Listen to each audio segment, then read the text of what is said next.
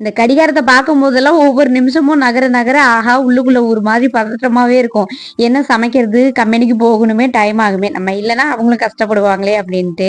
நேத்து செவ்வாய்க்கிழமை. அதுவும் ஆடி செவ்வாய் நான்வெஜ் கிடையாது. வெஜ் தான் சமைக்கணும். சாம்பார அடிக்கடி வச்சிடக்கூடாது. அதுவுமே இறங்காது.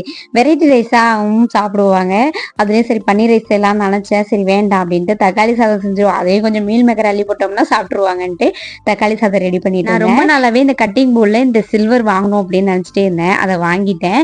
இதுக்கு முன்னாடி இந்த சப்பாத்தி கட்டை யூஸ் பண்ணிட்டு இருந்தேன். அதுவும் உங்களுக்கு தெரியும். யூஸ் பண்ணிட்டு இருந்தேன். எதுவுமே தண்ணியில போட்டு ரொம்ப வீணா போயிடுச்சு.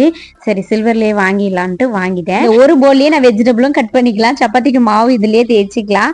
அந்த அளவுக்கு வசதியா இருக்கு. வெஜிடபிள் கட் பண்றதுக்கும் சூப்பரா இருக்கு. இதோட டீடைல் வேணும்னா இன்ஸ்டால லிங்க் கமெண்ட் பண்ணுங்க. ஒய்டில டேக் பண்ணிருக்கேன். கண்டிப்பா செக் பண்ணி பாருங்க.